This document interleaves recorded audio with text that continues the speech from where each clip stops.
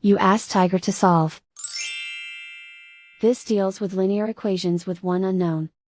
The final result is x equals 1 over 2. Let's solve it step by step. Group all constants on the right side of the equation. Add 8 to both sides. Simplify the arithmetic.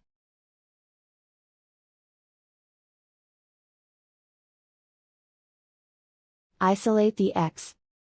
Divide both sides by 60. Simplify the fraction. Find the greatest common factor of the numerator and denominator. Factor out and cancel the greatest common factor. And so the final result is x equals 1 over 2.